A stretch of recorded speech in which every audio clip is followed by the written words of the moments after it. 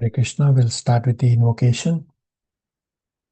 Nana Shastra Vicharina Karo Nipano Saddharma Samstapako Lokanam Hitakarno Tribhuane Manyo Saryana Karno Radha Krishna Padar Vinda Bhajana Anandena Mataliko Vande Rupa Sanatana Raghujugo Shri Jiva Gopalako Vande Rupa Sanatana Raghujugo Shri Jiva Gopalako. Hey Krishna Karuna Sindhu Dina Bandhu Jagatpate Gopesha Gopika Kanta Radha Kanta Namastute Tapta Kanchana Gaurangi Radhe Vindavaneshwari Vishavanu Sutta Devi Pranamami Hari Priye Vanchakalpatarubhascha Kripa Sindhu Bhaivacha Patitanam Pavanebhyo Vaishnavebhyo Namo Namah. Jai Shri Krishna Chaitanya Prabhu Nityananda Shri Advaita Gadadhar Shri Vasadi Gaur Bhakta Vrinda Hare Krishna Krishna Krishna Hare Hare Hare Rama Rama Rama Hare Hare. Hare Krishna, thank you all for coming. Quick announcement that His Grace Chaitanya Chandas is in Toronto physically this week, and many devotees in the past have personally met him and mentioned to him that how we listen to his recordings, and he already knows and he is very pleased with this. So those who are locally around can consider to again meet with him and connect with Shalini Gopal Krishna to connect a time that you all can go and meet with him together. And you can consider to give him Lakshmi as reciprocation, but that's up to you. All right. So today, Nectar of Devotion will cover chapters 12, 13, and 14. And then I will answer inquiries. It's possible that some inquiries may left unanswered, which I will answer in subsequent classes. We will finish Nectar of Devotion in the next two classes. And the next two classes are obviously going to be very, very heavy discussions. Definitely the next class is very heavy discussion. So far, Nectar of Devotion is very straightforward. It's the last two classes, it's very heavy. And so we'll finish Nectar of Devotion on 8th of June. And then from 15th of June, we will start Shishopanishad. So I will be, at our next class, I will share a template for Shishopanishad. I'll share an electronic version, so you can just populate on the electronic version, or if you have to print, by all means, you can print. Many of you already know from the other classes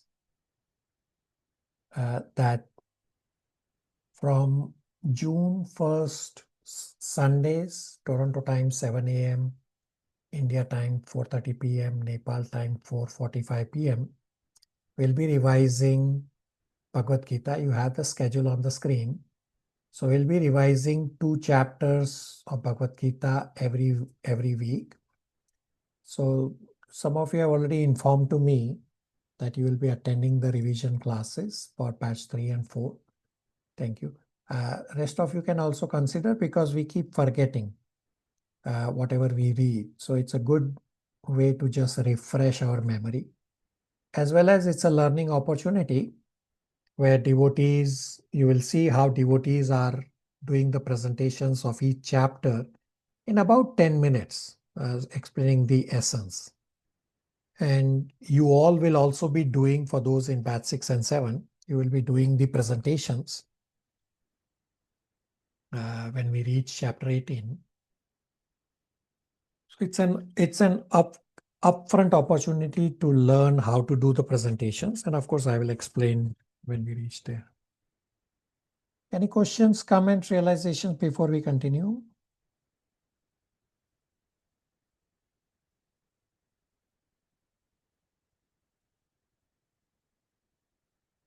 If you cannot attend the Bhagavad Gita revision, You can always listen to the recording, and the recording will be easier also, that you can skip the reading of chapters if you like and just focus on the essence, or of course reading the chapter translations also is beneficial. All right, so we will continue Nectar of Devotion chapter 12 onwards.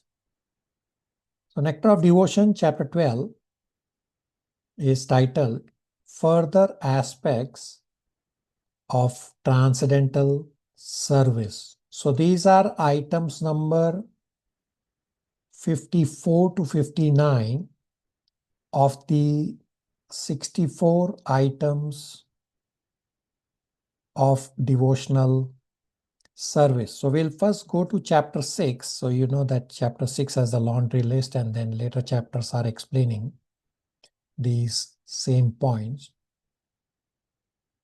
So we'll go to chapter 6, and the paragraph that starts next important items. And from there, we will read items number 34 to 39. Ritu can read 34 to 39. Hare Krishna Prabhuji. 39. During Janmashtami, the time of Krishna's appearance in this world. So hold on. So 34 starts with one should regularly hear Srimad Bhagavatam. Okay, sorry Prabhuji. Hare Krishna. One should regularly hear Srimad Bhagavatam and similar literature. 35. One should live in a sacred place like Mathura, Vrindavan or Dwarka. 36. One should offer service to Vaishnavas, devotees. 37. One should arrange one's devotional service according to one's means. 38. In the month of Kartik, October and November, one should make arrangements for special services. 39. During Janmashtami, the time of Krishna's appearance in this world, one should observe a special service. Hare Krishna. So some of the items are repeated for emphasis. So number 34, which is number 54 in the sequence of 64 items, that one should regularly hear Srimad Bhagavatam and similar literatures. So revealed scriptures means a book which enlightens on how to advance in devotional service. Example of revealed scriptures are Bhagavad Gita, Srimad Bhagavatam, Chaitanya Charitamrita, and all of Srila Prabhupada books. So 3 ways to serve revealed scriptures are: first, by intelligence, that you are hearing and studying these scriptures. Second, by writing and carefully preserving, just as many spiritual masters write additional books. And third is with arti, that exactly as one worships Gopinath. So at least some of you have seen the Bhoga offering demonstration from my home temple. You saw how I have Srimad Bhagavatam on the altar, and I offer Bhoga to Srimad Bhagavatam, as well as I offer Bhoga to the picture of Krishna. Like I do it identically, because Srimad Bhagavatam is Krishna himself. So Srimad Bhagavatam is the best revealed scripture. This is described in Srimad Bhagavatam itself in Canto 12, chapter 13, verse number 15. And these are repetitions, that item number 23, which is 43 of the 64, there was hearing, and Shravanam explained that here about the names, fame, pastimes, qualities of Krishna. And here item number 34, which is 54 in the sequence, is again talking about hearing Srimad Bhagavatam from the lips of pure devotee or studying Srimad Bhagavatam. They are identical and they are repeated for emphasis. The next item number 35, which is 55 of the sequence of 64, says one should live in a sacred place like Mathura, Vrindavan, or Dwarka. And we have discussed this in Nectar of Instruction, text number 9, that Mathura and Vrindavan are superior to Vaikuntha spiritual planets.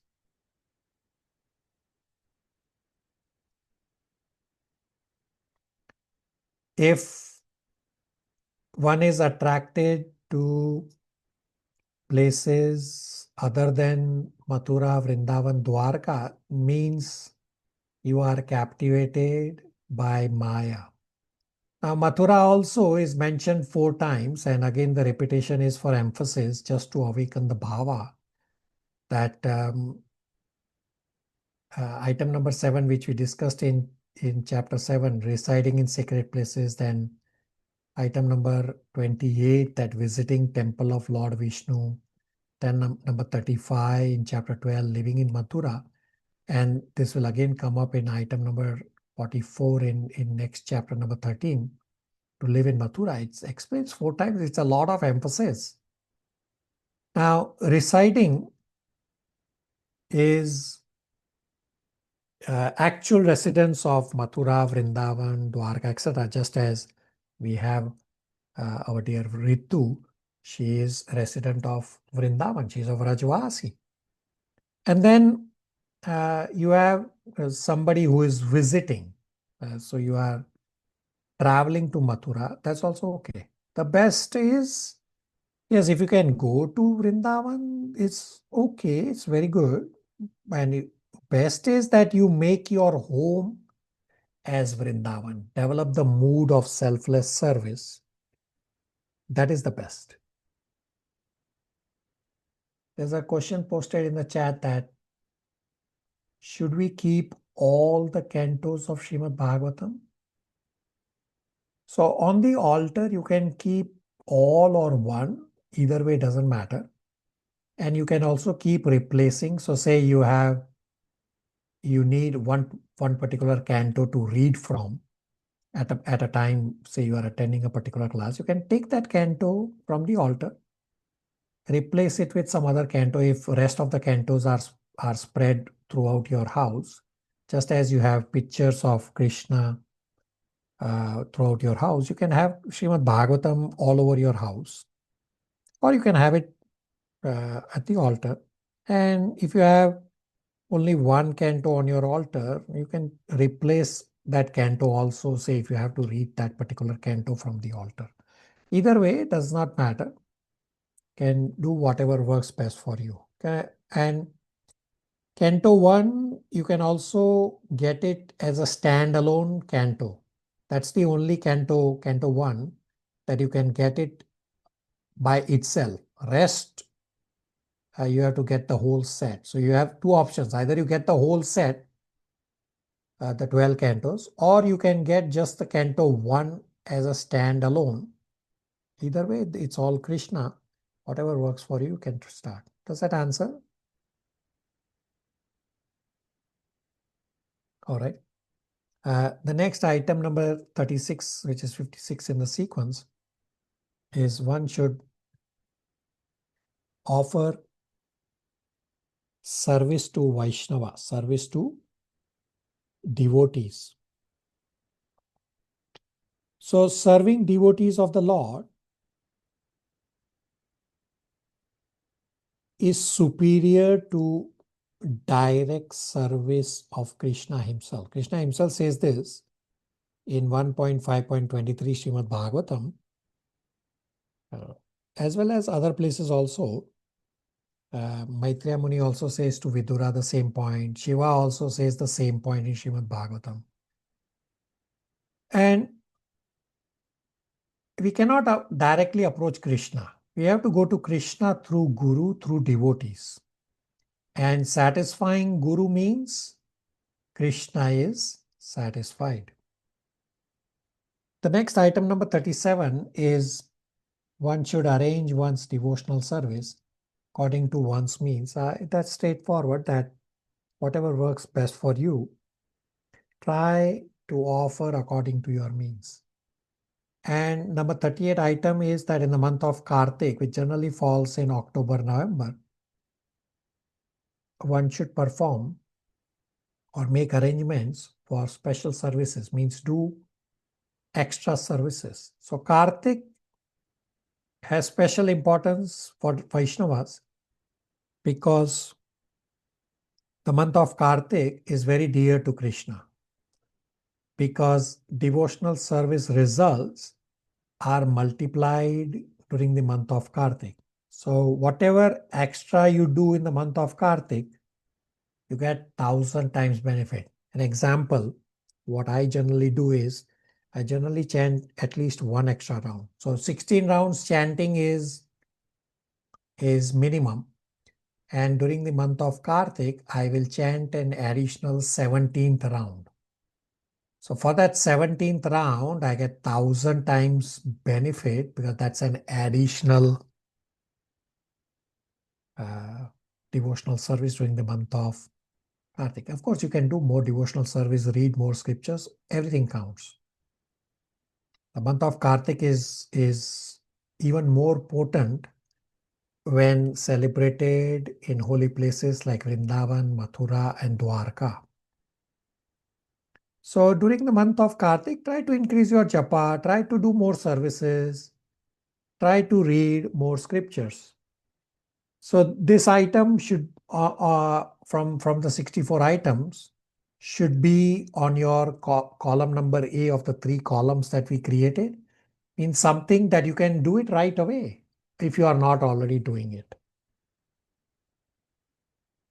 And number 39 is that during Janmashtami, Krishna's appearance day in the world, one should observe a special service. So do some services during Janmashtami. Questions, comments, realizations?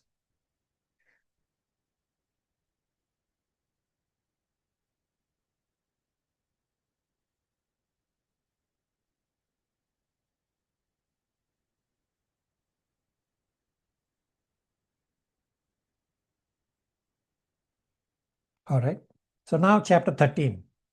So chapter 13 discusses last 5 items of the 64 items. So when we read from chapter 6, it's starts from number 40 to 44, which is items number 60 to 64 in the sequence of 64. And these last 5 items are the most potent forms of devotional service. So we'll discuss this, and I have a question to ask you all for this chapter 13 and these most potent forms of devotional service. So we'll go back to chapter 6 and the same paragraph which starts the next important items are, we'll read items number 40 to 44. Sumnima, you can please read.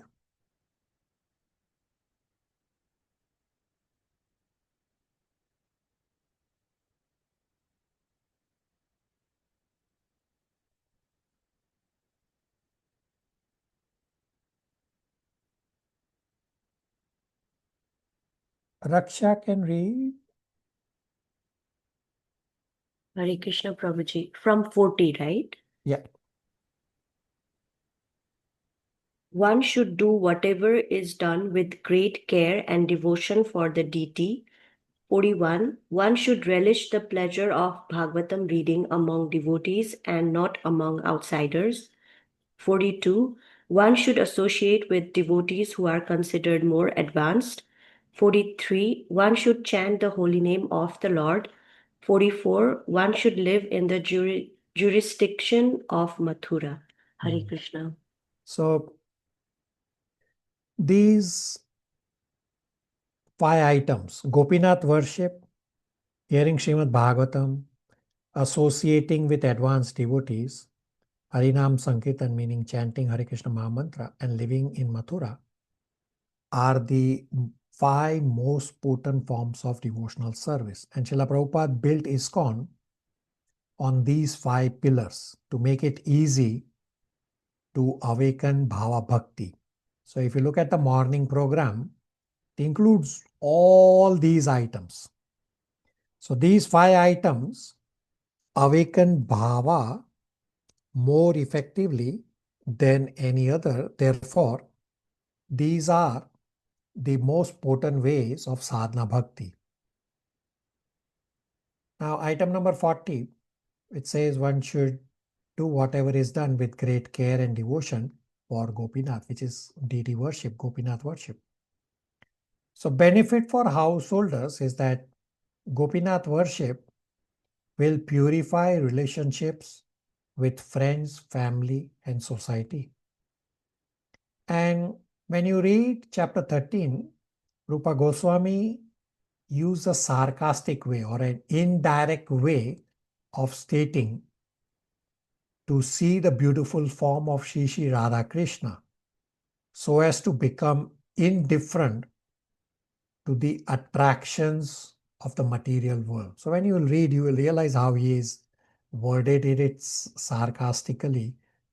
But essentially he's saying that you should focus on seeing the beautiful form of Shri Shri Radha Krishna. And this will save one from unwanted activities of going to clubs, cinemas, dance parties, smoking, drinking, etc. The next item is number 41. One should relish the pleasure of Srimad Bhagavatam reading among devotees and not among outsiders. So I have explained to all of you that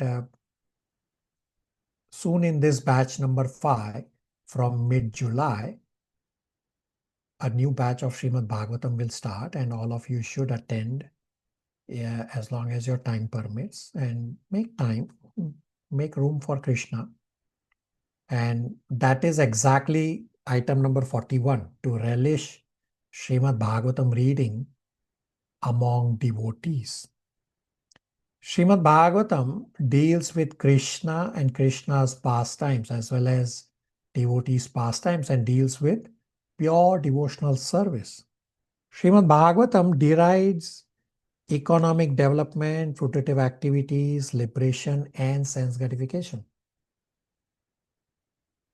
Srimad Bhagavatam subject matter is appealing to all classes of men, including those seeking liberation and wanting to merge with Brahman effulgence. Of course, it goes on to explain the highest that do bhakti to Krishna. So Srimad Bhagavatam is more relishable when heard from the lips of Sukadeva Goswami or his representative in disciplic succession. So some of you devotees from this batch already attend the Srimad Bhagavatam class, where we have discussed this multiple times, that we don't just read Srimad Bhagavatam, we relish Srimad Bhagavatam. Relishing Srimad Bhagavatam means that what you can apply from each chapter on a day-to-day basis. There are few devotees virtually present here right now who are there in the morning, today morning Srimad Bhagavatam class, where we discuss few practical aspects of applying on a day-to-day basis. Some of you would like to share what did you learn today from Srimad Bhagavatam, important practical points we discussed. Gauri and Matan Prabhus.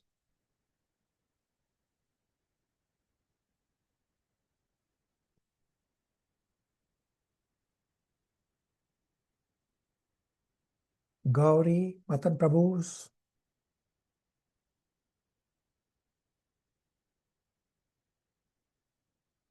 Hare Krishna Prabhuji, in Canto 1, Chapter 17, 18, 19, we learned how Maharaj Parikshit was put in a position where he was subject to hunger, thirst, and anger. We are all put in such a position, and we can relate to this. Okay, what practical item did we discuss today to apply on a day-to-day basis? Today morning.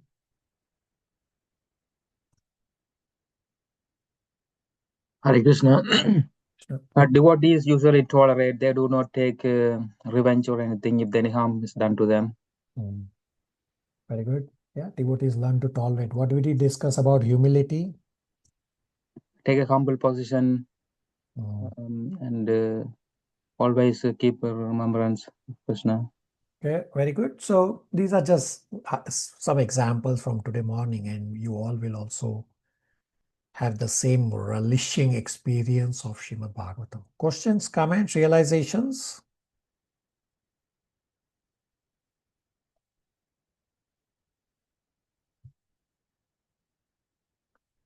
Item number 42, which is 62 in the sequence, says one should associate with devotees who are more advanced. So this is devotee association. We have discussed this at great length in Nectar of Instruction, the importance of devotee association. And in Chaitra Charitamrita, Madhya Leela 22.54, the verse says, Sadhu Sangha Sarva Shastra Kaye, Lava Matra Sadhu Sange Sarva Siddhi Hoy.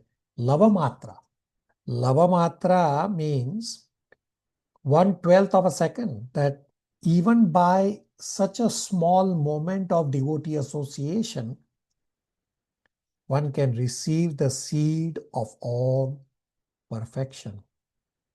Item number 43 or 63 in the sequence says one should chant the holy name of the Lord, chant Hare Krishna Mahamantra.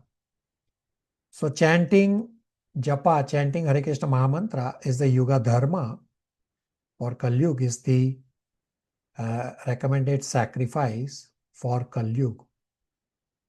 Is explained in Srimad Bhagavatam, Canto 1, chapters 5 and 6, that Srila Narad Muni, a pure devotee, travels all over the three worlds for the benefit of fallen souls. So hearing kirtan from a pure devotee acts as a boat for fallen souls and awakens bhava. And the last item, number 44, which is 64 in the sequence, is one should live in the jurisdiction of Mathura, which basically is not Mathura alone, but holy places such as Mathura, Vrindavan, Dwarka. And we have already discussed the importance of Mathura multiple times. So here's a question for you all. I am a little bit confused here.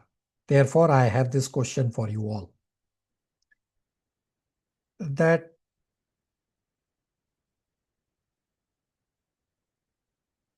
which of the 64 items are the most important? Everybody, please try to answer. Which of the 64 items are the most important items we discussed throughout? Okay, Sumnima says all. Okay, but I'm looking for most. You want to narrow down. Where do I start?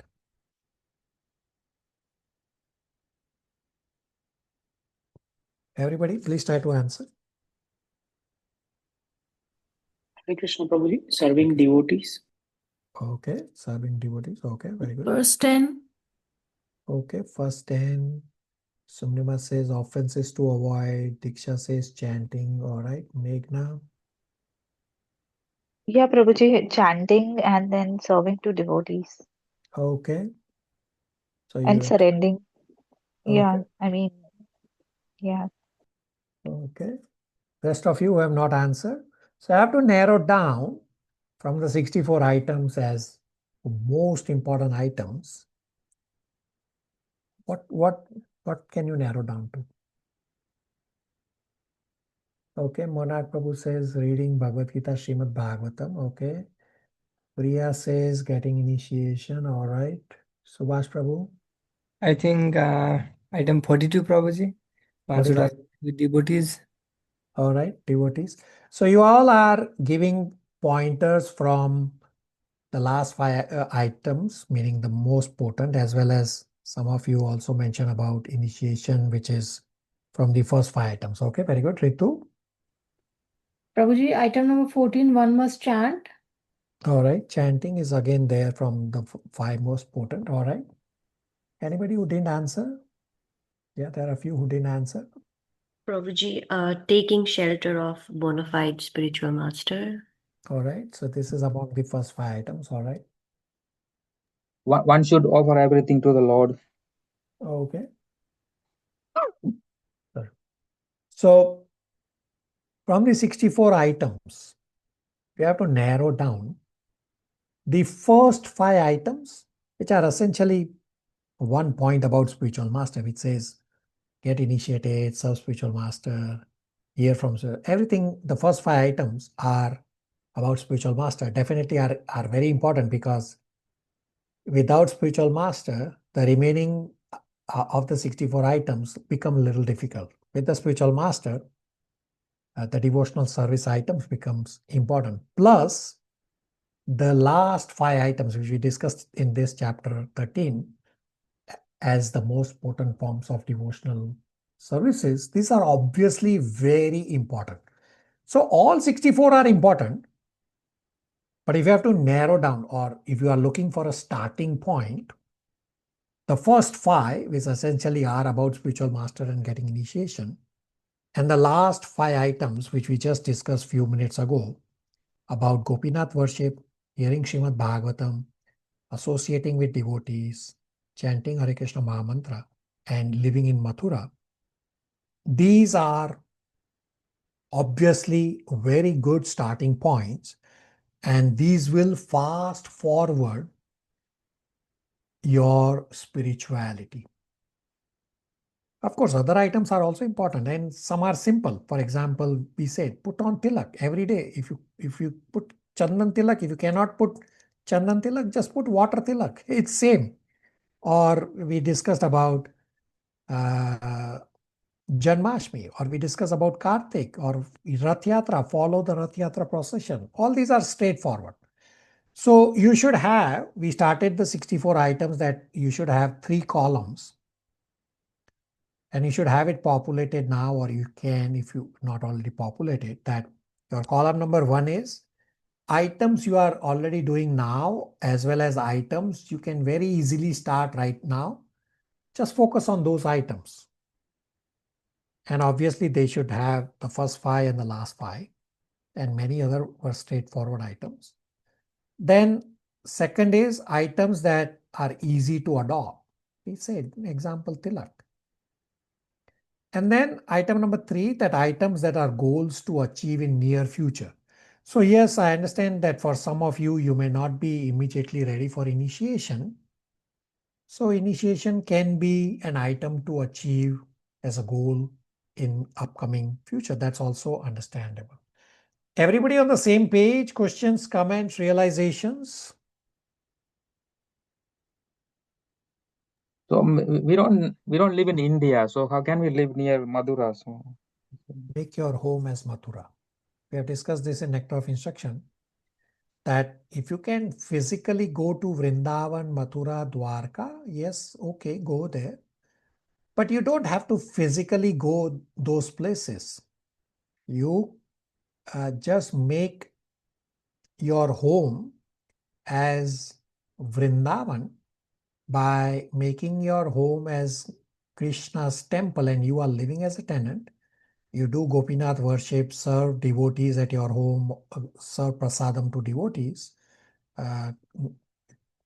do kirtan, then you are in Vrindavan 24 hours. So why do you have to travel?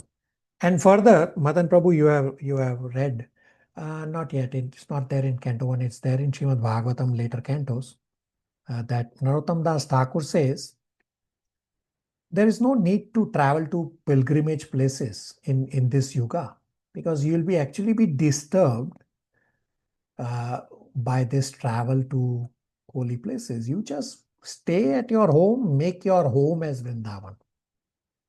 Matan Prabhu? okay, thank you.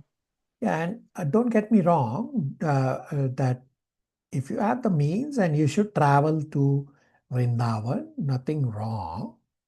If you are able to, and try to travel, say when your living spiritual master is traveling to these places, or during Kartik. These are very good times to get maximum benefit. Rest of you, questions, comments, realizations?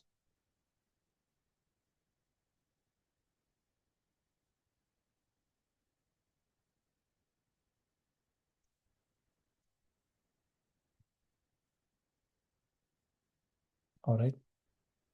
I'm confused here now with Nectar of Devotion. And here's a question for you all. You help me resolve this confusion.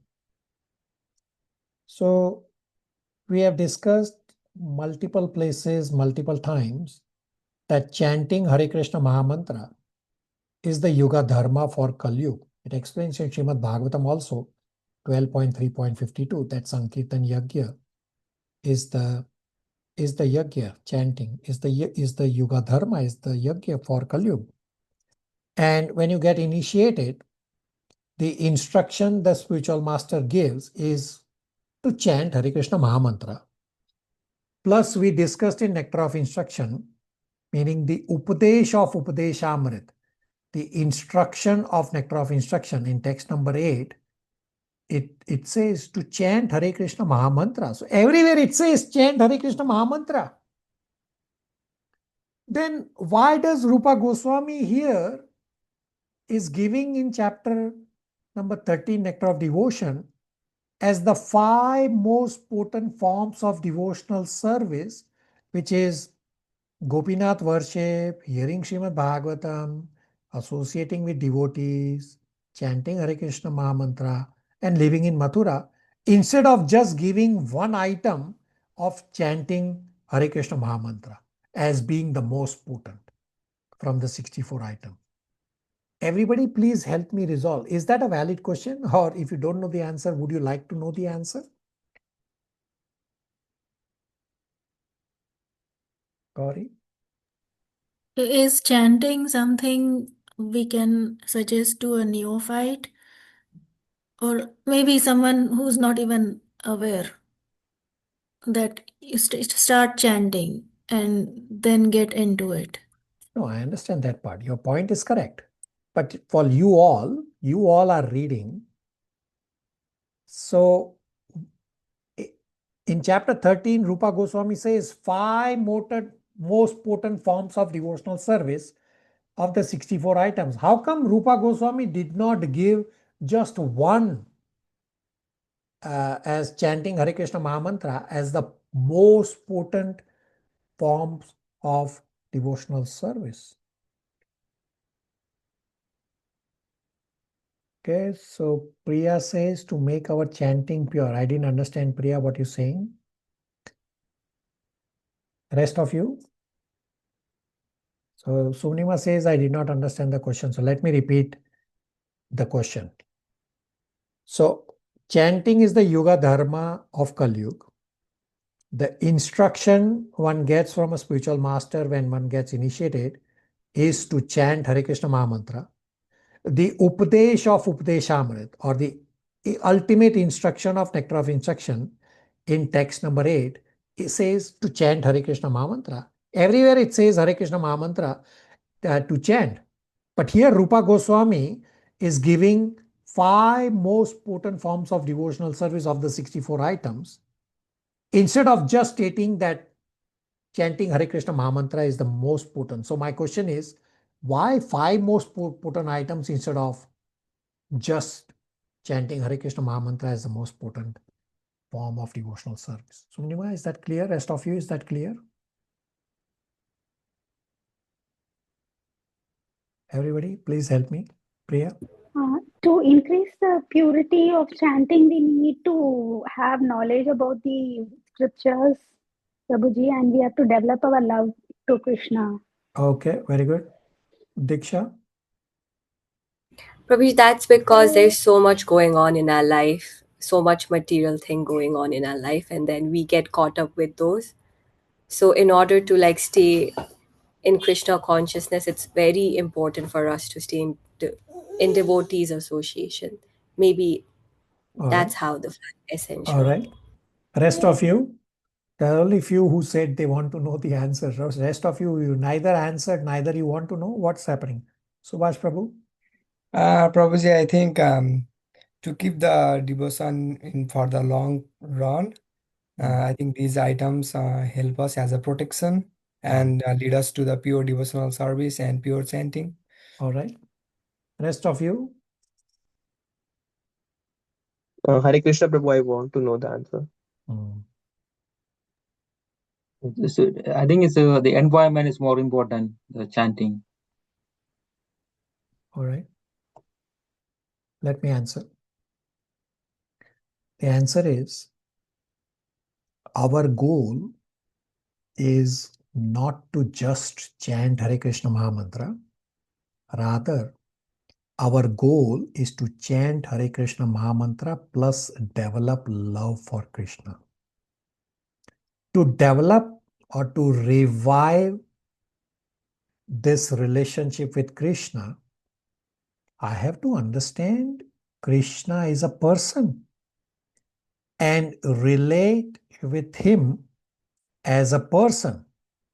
So in the 5 most potent forms of devotional service described in Nectar of Devotion, chapter number 13, the other 4 potent forms. So chanting Hare Krishna Mahamantra is also one of the 5 items.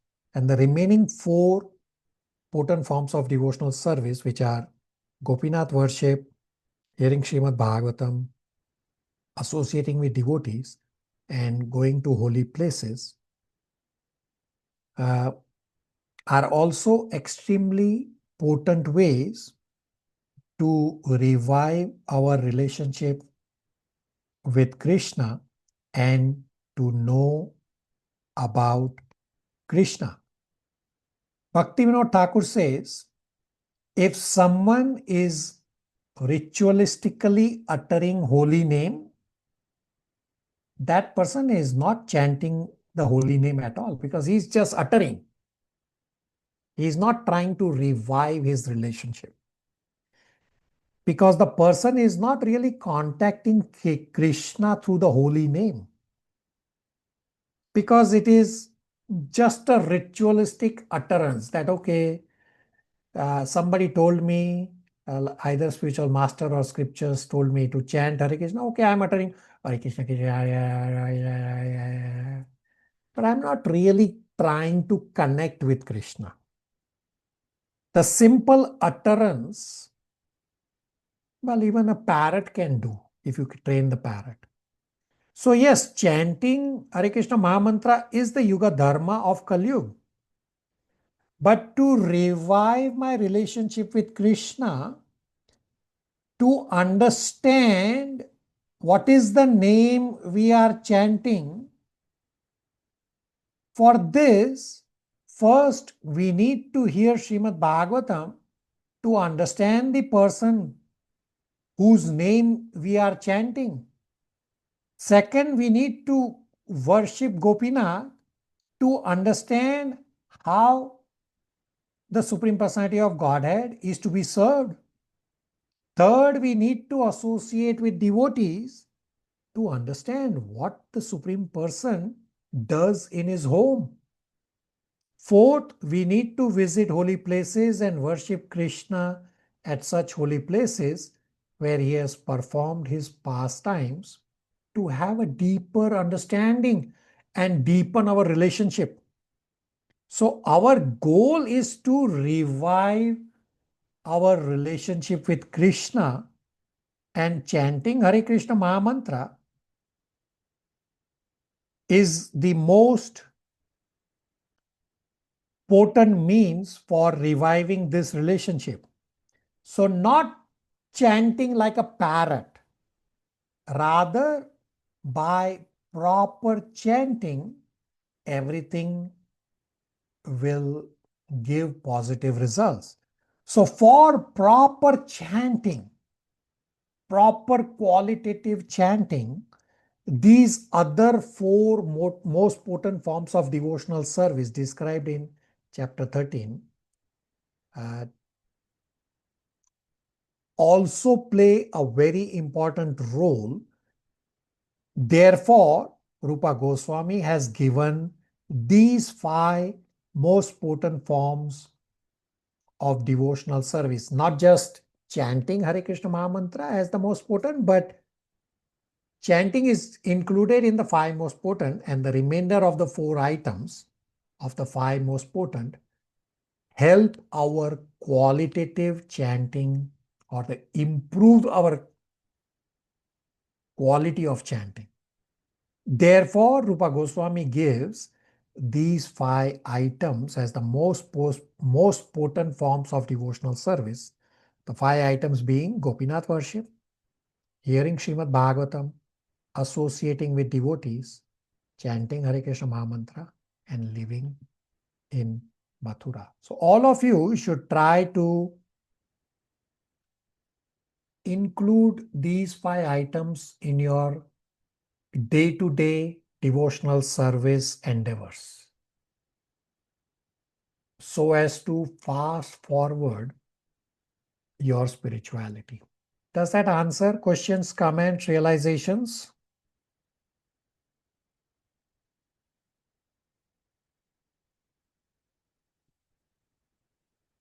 So some of you did correctly answer that about deepening our relationships. Only Ritu understood, rest of you, silence. I got silence from many of you.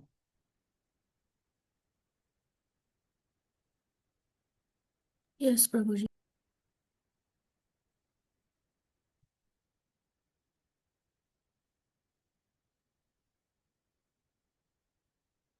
All right. Now chapter 14. Chapter 14 is titled Devotional Qualifications. And the point covered in this chapter is the relationship between various spiritual practices and pure devotional service. In this chapter, we'll discuss, is sadhana bhakti dependent on varnashram, renunciation, knowledge? All of you please answer. Are any of these items, meaning varnashram, renunciation, knowledge, part of 64 items of devotional service that we discussed? Yes, no?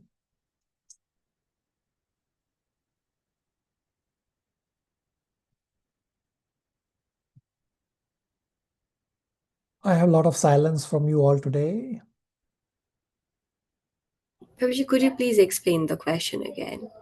My question is sadhana bhakti dependent on varnashram, renunciation, and knowledge? And are these items of varnashram, renunciation, and knowledge part of the 64 items of devotional service? No. All right. Rest of you? Prabhuji, no. Okay, so if it is no, then what is their relationship with sadhana bhakti? This is what we'll understand in this chapter.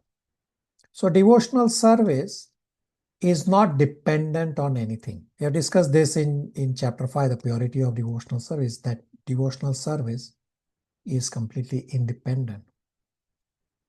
So devotional service is not dependent on anything other than your desire to serve Krishna. Now, another question for you all. From the 64 items of devotional service, does it say that you have to be clean every day by taking bath? You have to be truthful. Does it include these items? No, Prabhuji. Okay, Ritu says yes. Where does it say to take bath every day, to be truthful? Ritu? Prabhuji, I think it's understood. No, understood is different story. I'm saying from the 64 items, where does it say that you have to take bath every day? But we are going to temple and we will go without bathing, or we are going to the places like Mathura, Vrindavan, and we will not clean ourselves. Yeah, very good. So the 64 items of sadhana bhakti do not include such items as bathing every day, cleaning yourself every day, being truthful. because Rupa Goswami states that such bodily purification activities naturally develop in a devotee when one practices devotional service. That's why Ritu was saying, this is understood. Yeah, these are natural. You don't need to tell a devotee to take bath every day. No, it's natural. Now, renunciation, knowledge, etc., they may help initially become detached from material entanglement to a certain extent. But even these items do not help you fix mind on Krishna. So varnashram, renunciation, knowledge, these items do not help you fix mind on Krishna. They may help you become steady on the path of bhakti, but they do not help you become attached to Krishna. Example that we understand from initial Bhagavad Gita instruction, not destruction. We understand from initial Bhagavad Gita instruction that I am not this body, I am a soul. Now, this knowledge on itself does not help me fix mind on Krishna. This knowledge is helping me to move from material to spiritual. And this knowledge that I am not this body, I am a soul, is anukul for bhakti, is favorable for bhakti. But this knowledge on itself is not helping me to get attached to Krishna. Therefore, the 64 items of devotional service do not include varnashram, renunciation, and knowledge items. So let's understand these items, that renunciation or vairagya. So there are different types of renunciation one can follow. One is yukta vairagya. Yukta vairagya means proper renunciation. Yukta vairagya means that items in the material world which I can use in Krishna's service, I will accept and use it in Krishna's service. This is proper renunciation. This is yukta vairagya. Then is falgu vairagya, where somebody will artificially renounce, saying, no, I will not take money. I just want to be renounced. Instead of saying, give me the money and I will use the money in Krishna's service. So Falgu Vairagya is that something you can use it in Krishna's service, but you are rejecting it in the name of renunciation. That is Falgu Vairagya. And then there is Markat Vairagya, means monkey Vairagya. Prabhupada gives the example of monkey to explain Markat Vairagya. That monkey is running, is generally naked, and he says, oh, I am renounced, look, I am naked. But he's running branch after branch after branch behind a she monkey. Well, then what is this Vairagya? This is Markat Vairagya. That externally somebody is showing off that I am renounced, but internally has enjoying mentality and contemplation. Questions, comments, realizations on various vairagya?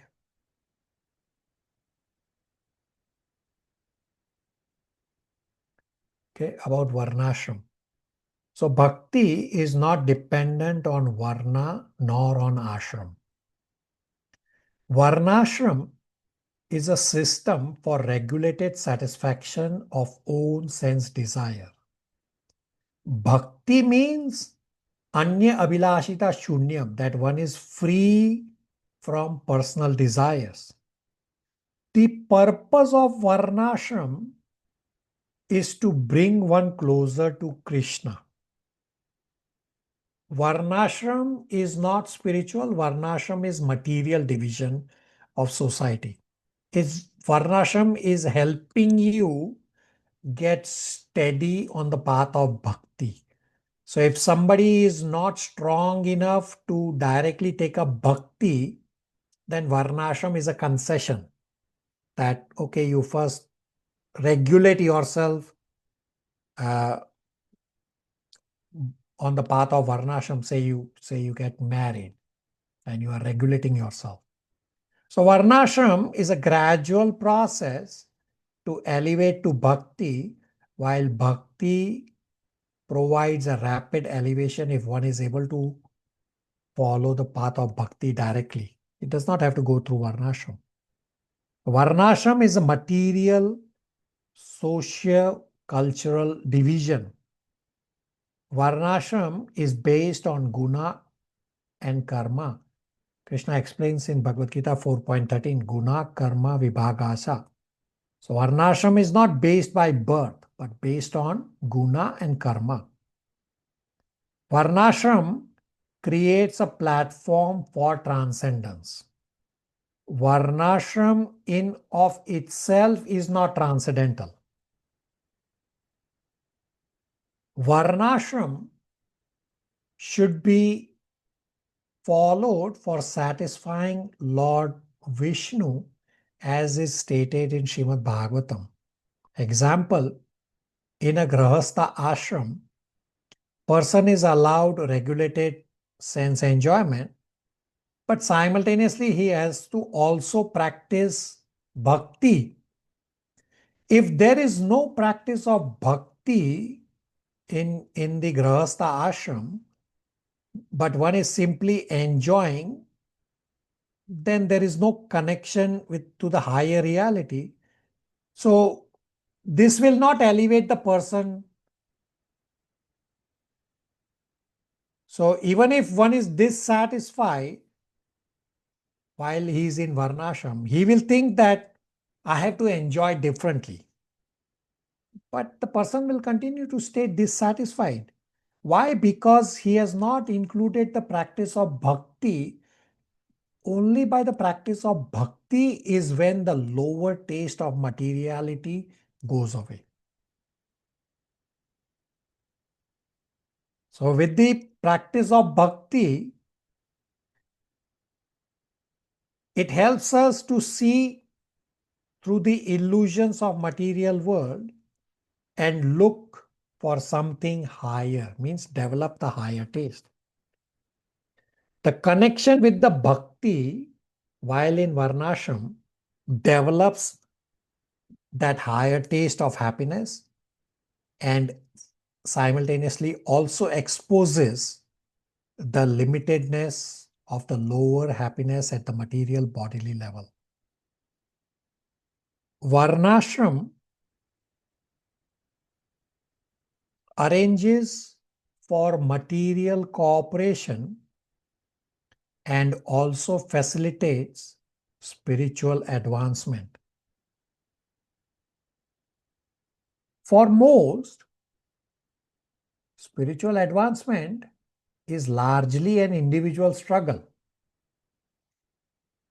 If the individual struggle is supported by the varnashram social structure, then the struggle becomes lesser and the fruit of spiritual endeavor comes more easily.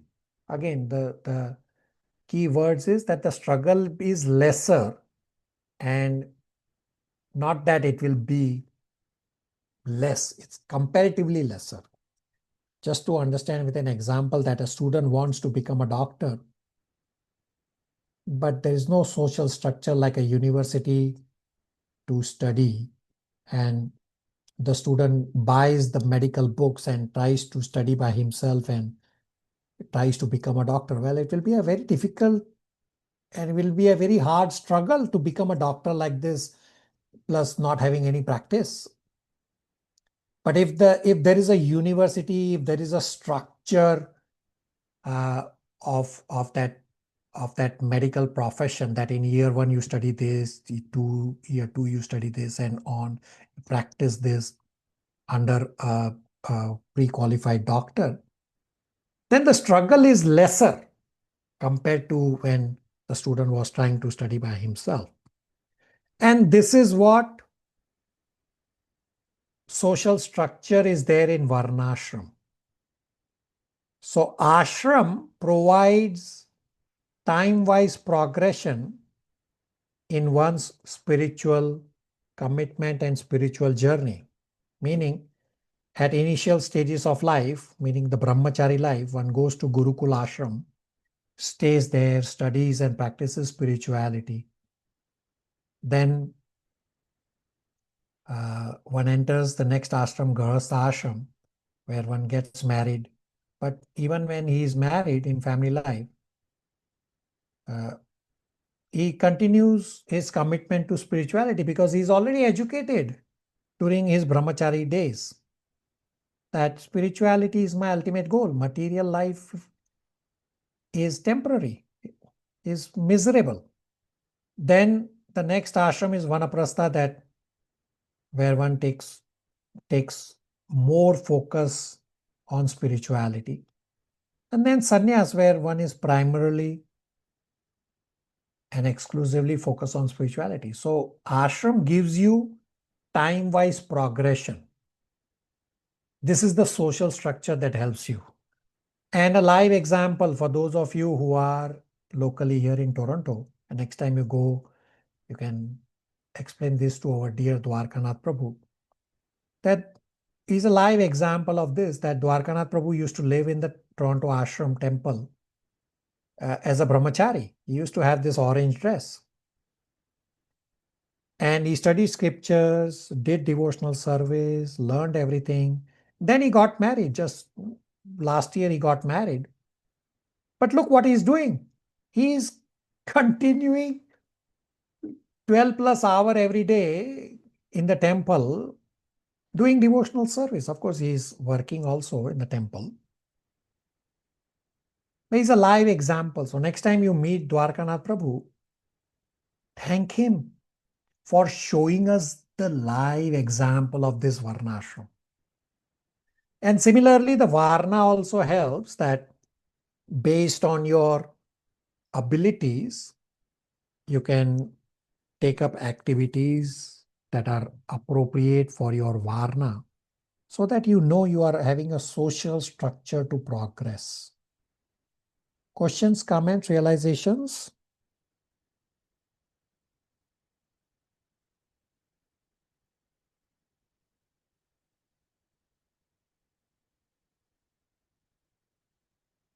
I have a lot of silence today.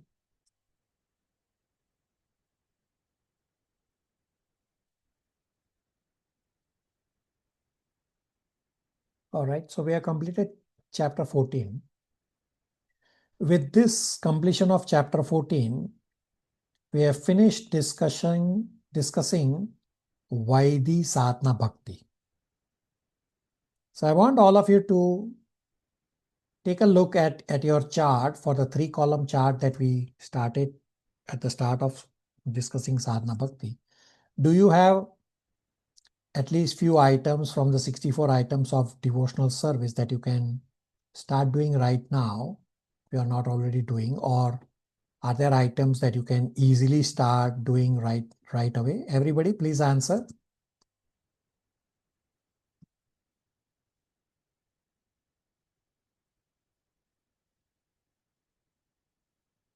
Yes, no, silence. Somehow I have a lot of silence from everybody today.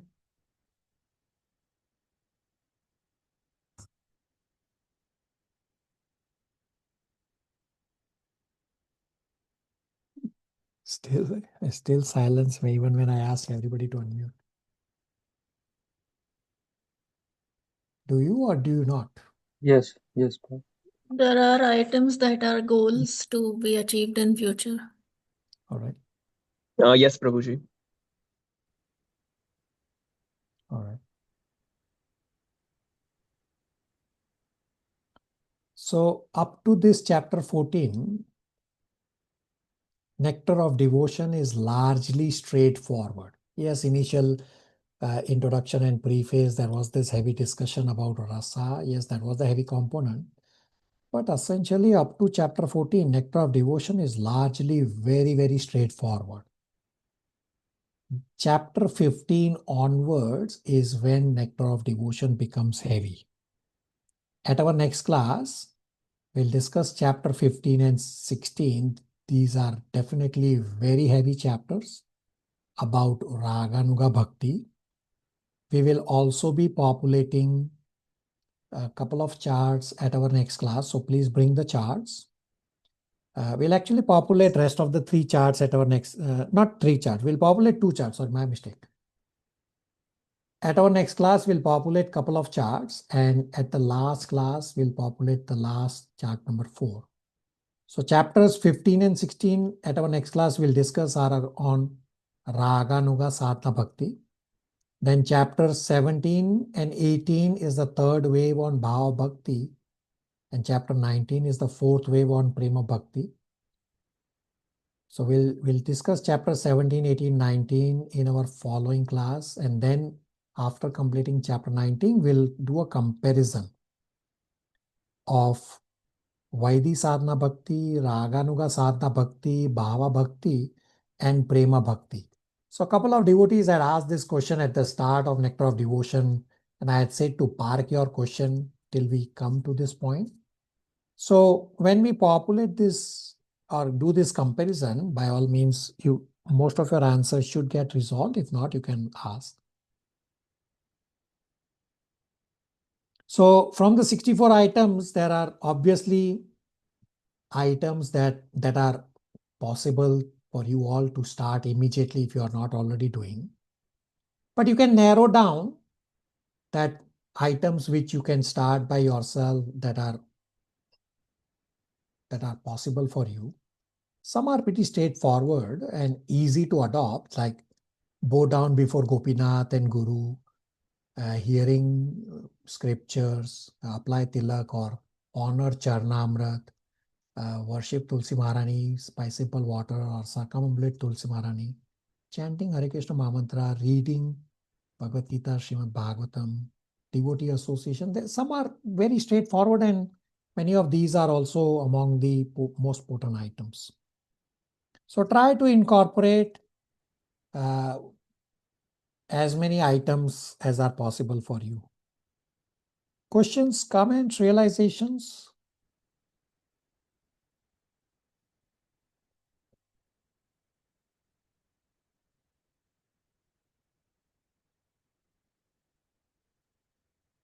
All right.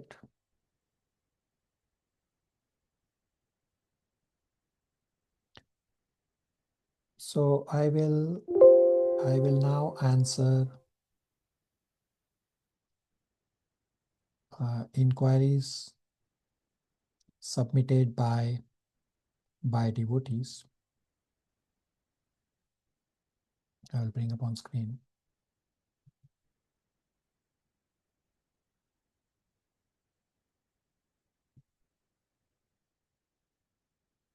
So I will continue answering from where we left off. So I have answered up to question number 11 at our last class, and there were 2 questions left over in the sequence. So question number 12. Applying tilak on all 12 parts of the body can be difficult. Is it okay to apply only on the forehead? So the devotee had the question as 13 parts to apply tilak, but actually it's 12 parts where you have to apply tilak. So understand that these 12 parts where you apply tilak are vulnerable parts. Therefore, while applying tilak to these 12 parts of the body, we chant Lord's different names and while applying tilak at these 12 parts of the body, so that we get protection from the Lord. So the standard is to apply tilak at the 12 parts of the body. And there can be progression also, that you can start applying tilaks, say only on the forehead, and then grow from there. So there's a progression, nothing wrong with the progression. So start what works for you with the understanding to grow from there. Does that help? Yes, Hare Krishna.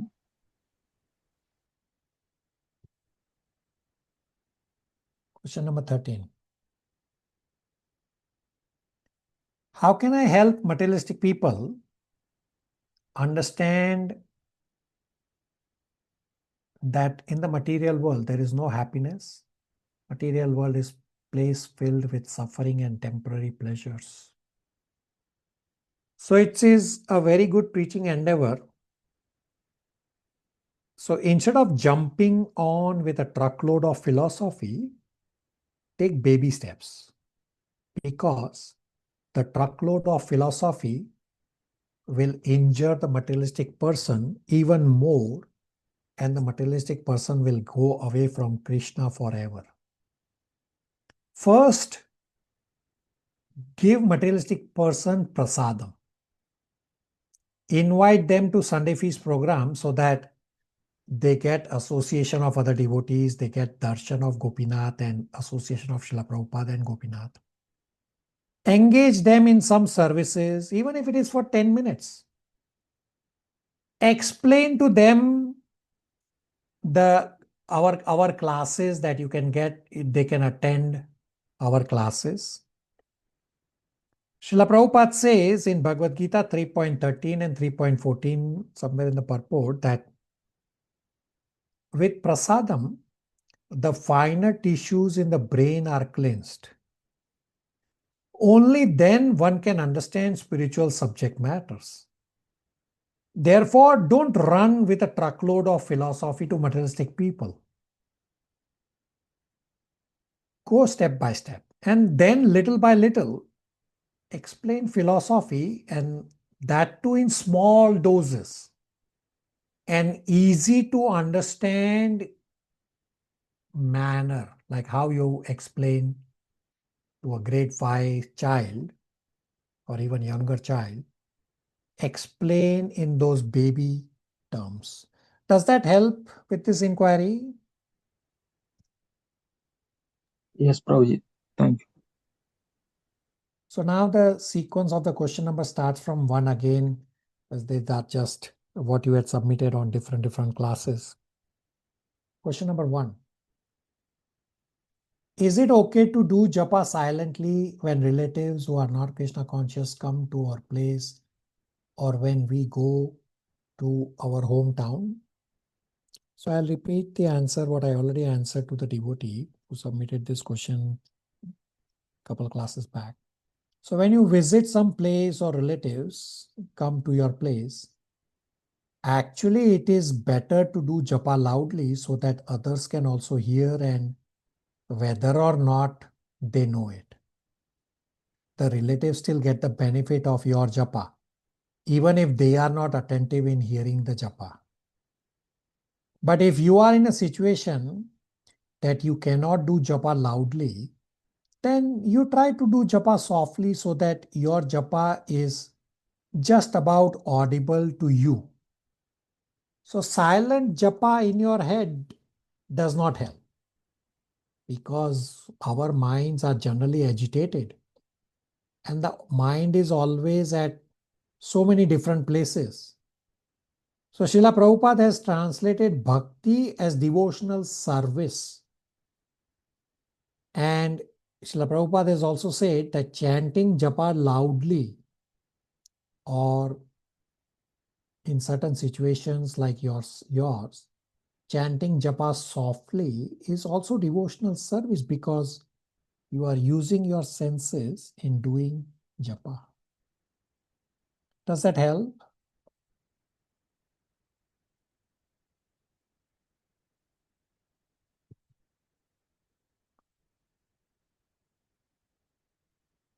Question number 2.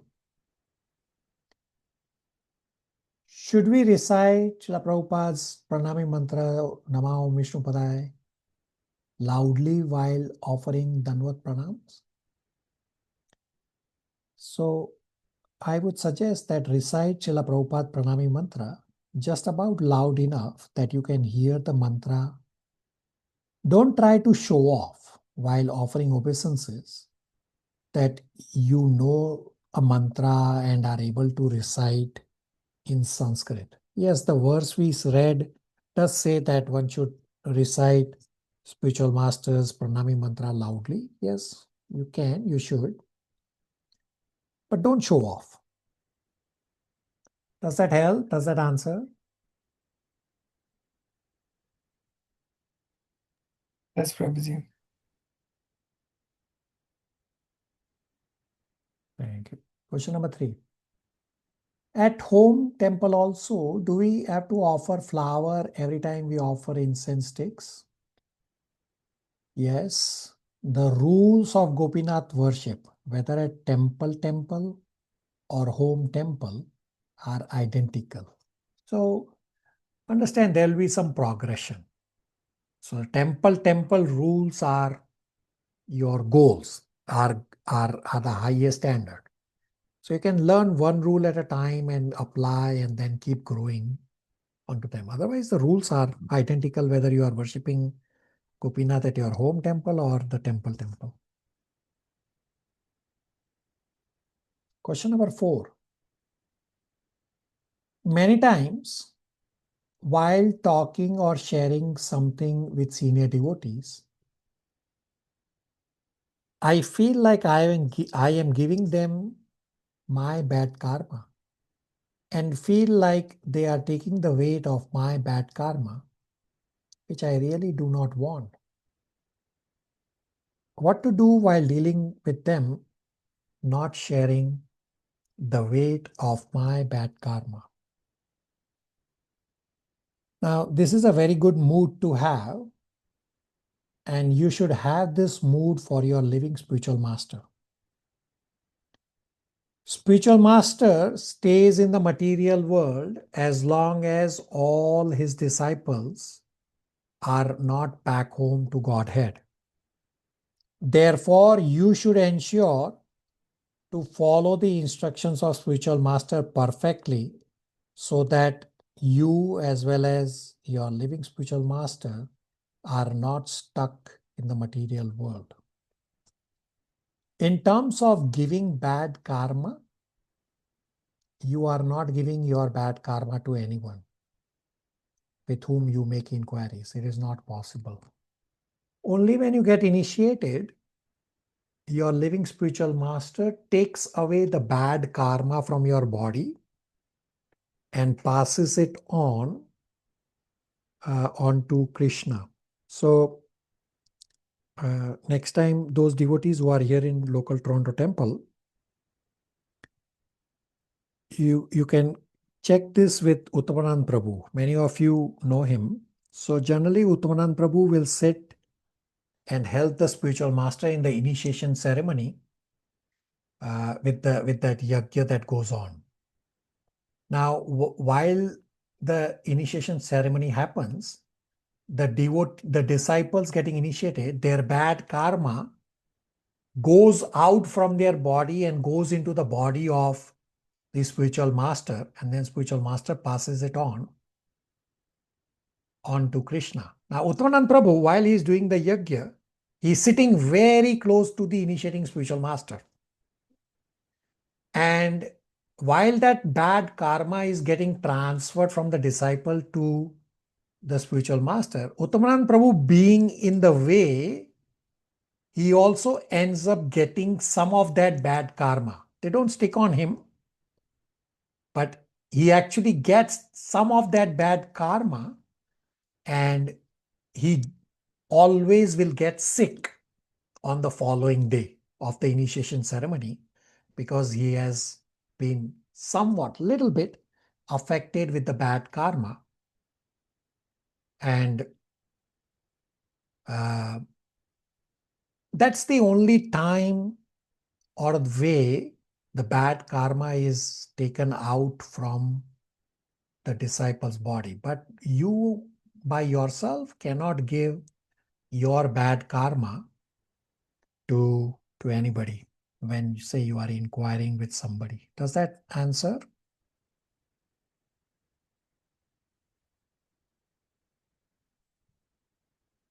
Hare Krishna Prabhuji, there's a follow-up question. Yeah. Prabhuji, so falling sick after coming from Dham also has some significance? No, that is just material sickness that you got, say somebody was sick there and so many people visiting from different places, that is just material sickness.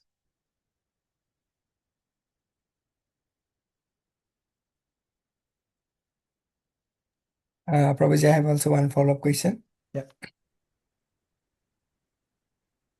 Go ahead, Subhash Prabhu. So, Prabhuji, now my question is like we have to associate with advanced devotee and or other devotees. We have to share things and everything, right? So, like whenever we share the like daily materialist thing or any bad things, so they might not feel good or that might affect on the mood of devotion or something. It does not. So understand that the senior devotee that whom you are asking, he's just doing a service, right? He's not affected. He's not interested in that material endeavor at all. He's just doing a service in trying to explain you philosophically whatever your inquiry is. He's not getting tagged to whatever you are asking. Subhas Prabhu? Yeah, Prabhuji, that helps. Thank you.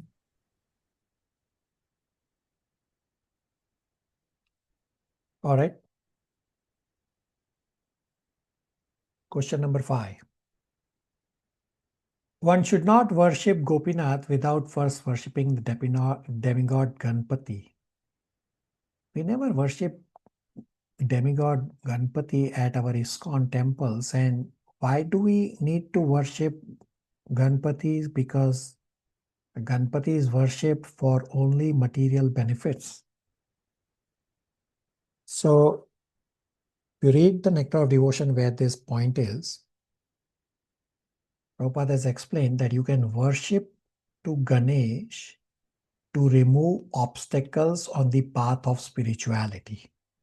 There is no need to worship Ganesh or any demigod to remove material miseries. So there are 2 points, spiritual and material.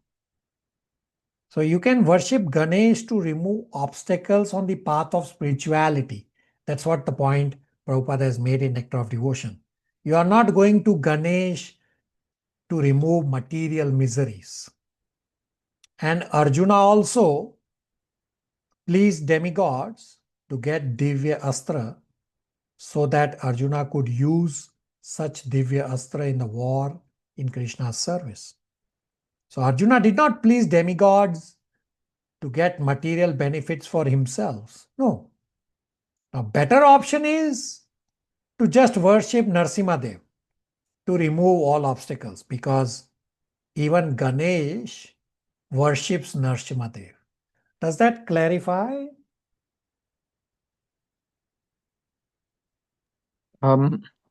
So we should not worship a deity without first worshipping the demigod Ganapati.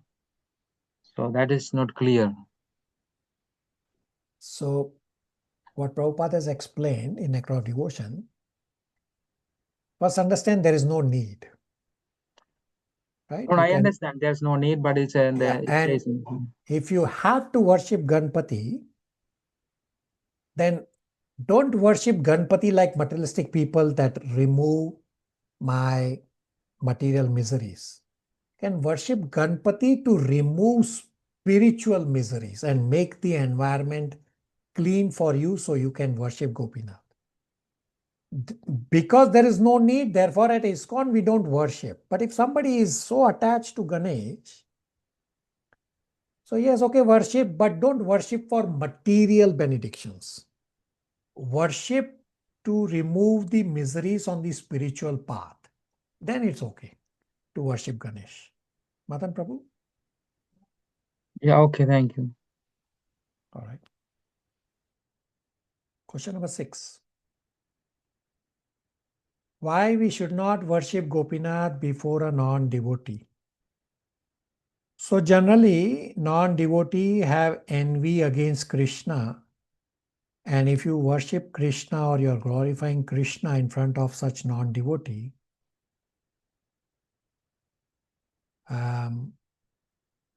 it may fuel the envy inside the non-devotee even more.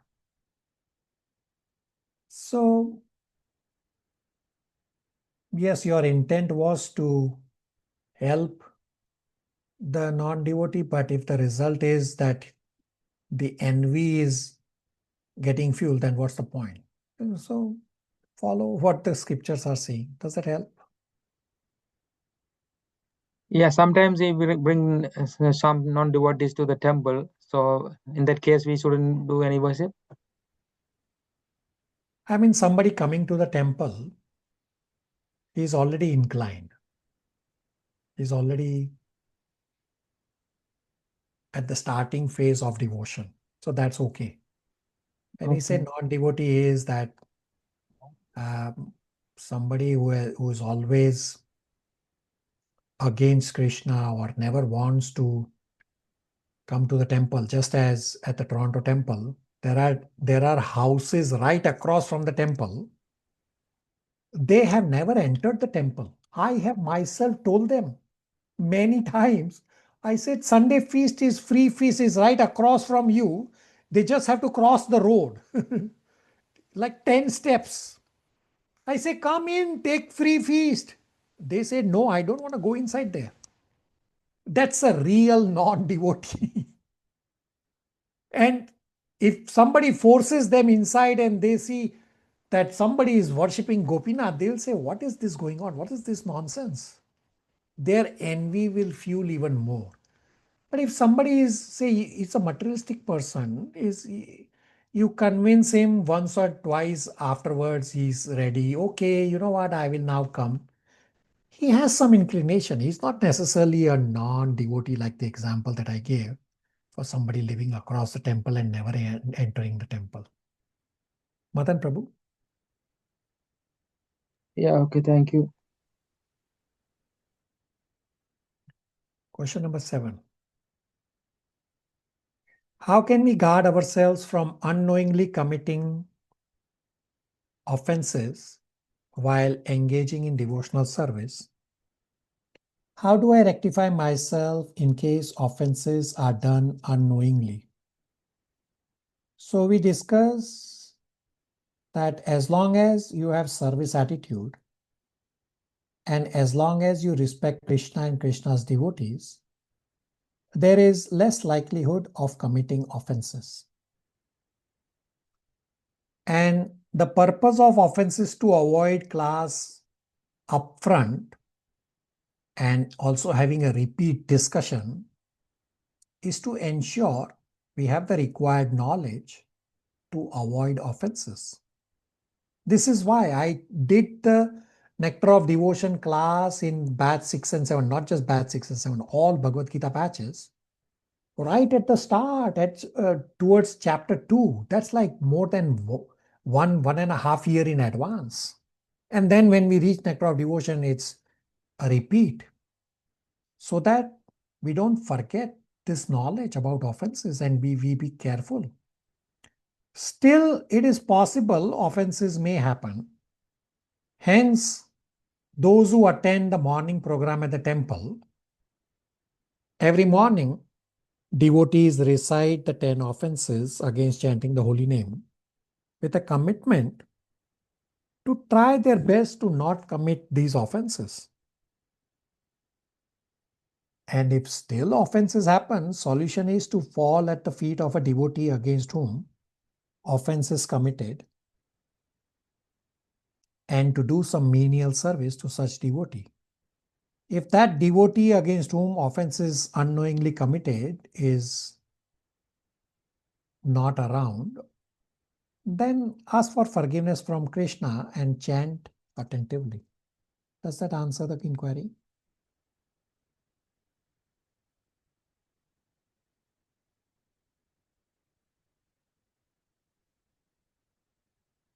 All right.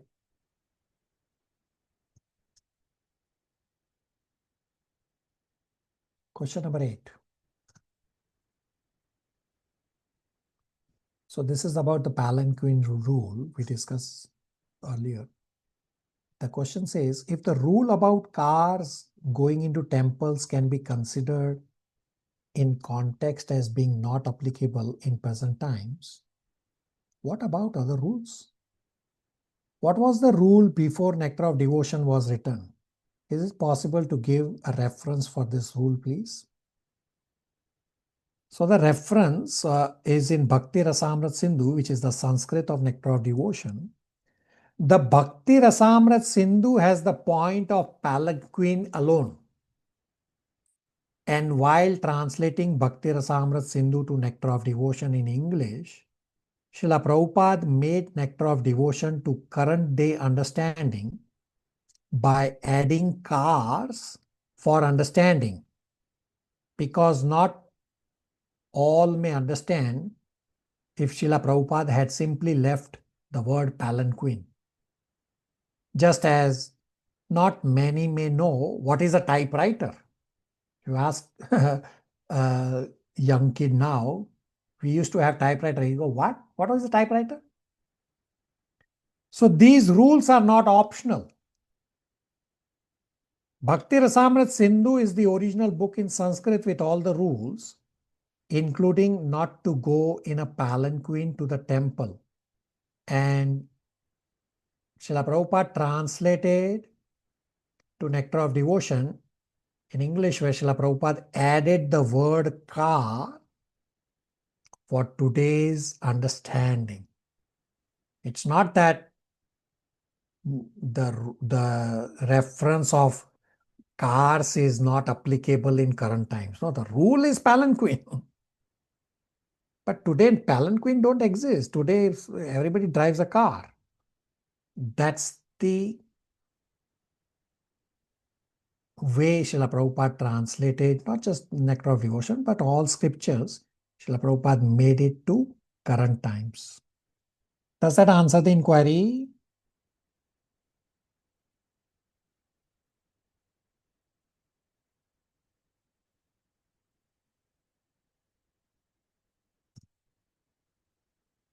Yes, All right. Prabhuji. So now the question series will start from 1 again. I have to fix this slide.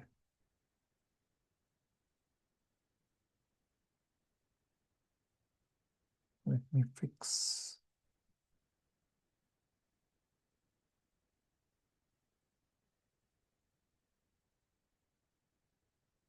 All right, so now these are new sets of questions, and they were just answered in a different class. Sorry, these are not questions. These are tracking points. My mistake.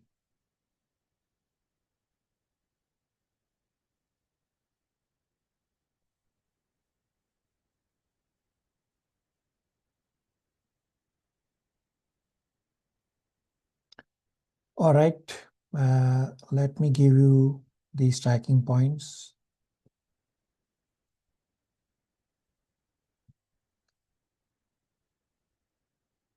All right, take snapshots of the 3 slides. Slide number 1. Slide number 2.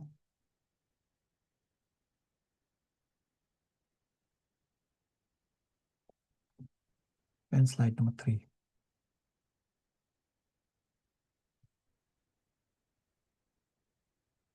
Okay, I will open another slide for further inquiries that were submitted.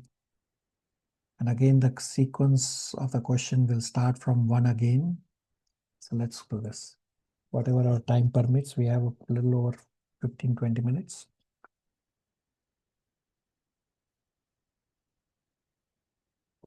Question 1.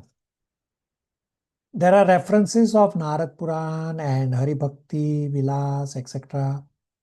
Do we sometime in future need to read all these, or is what Srila Prabhupada has given us is enough for us to do bhakti? Also, if we go into the path of reading these books, are we trying to become a Jnani? So commentaries on Srimad Bhagavatam and Bhagavad Gita by Acharyas such as Vishwanath Chakravarti Thakur, Jiva Goswami, they are rasic commentaries. We will soon cover in Srimad Bhagavatam 1.1.2 and 3 that we need to become a rasic devotee. Srila Prabhupada has of course given us all we need to go back home to Godhead.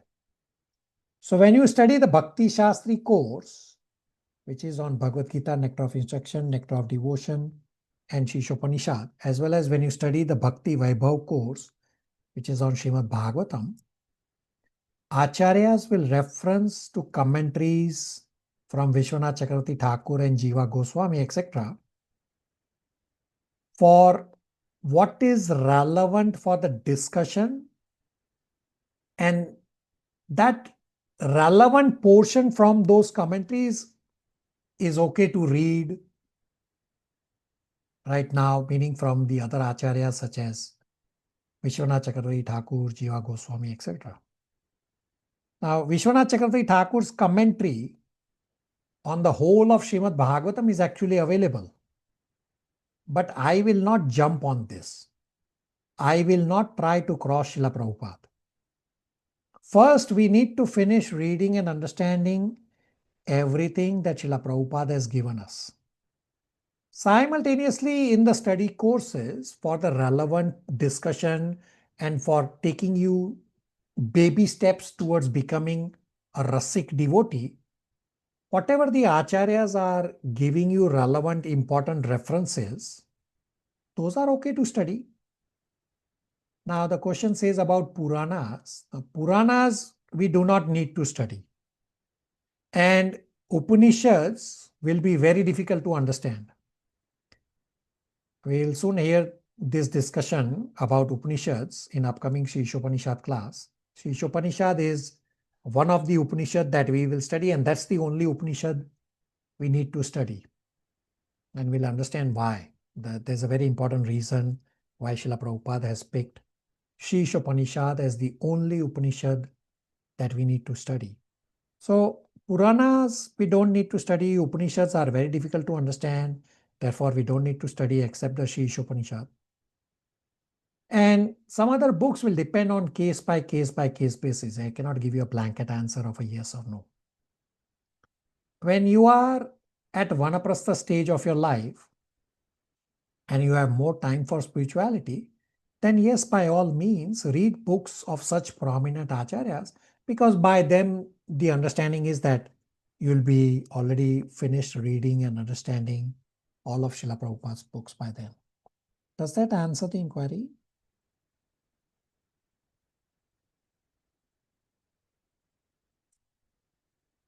All right, thank you. What is the significance of serving Lord with great attention and care? Also, how do I know if I am offering with great attention and care or just going through the motions? So we want to serve Krishna with great attention and care to show to Krishna that I am trying to revive my relationship with him. Therefore, we serve with great attention and care for Krishna's pleasure as well as for our purification also. If you are diligent to arrive on time for services at the temple day after day, week after week, means you are trying to do services with great attention and care. Otherwise, you are just running through the motions. Does that answer the inquiry?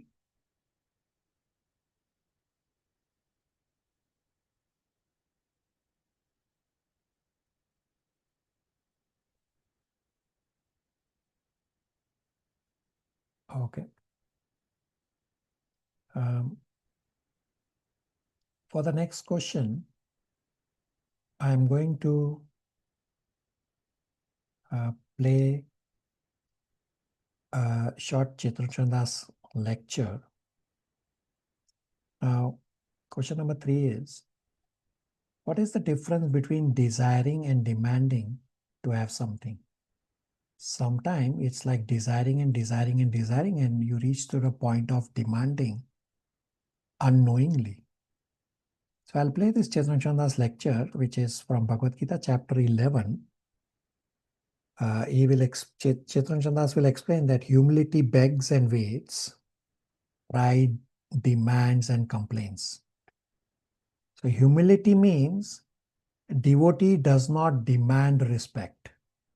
If someone gives respect, it is okay to accept and pass the respect to spiritual master and Krishna.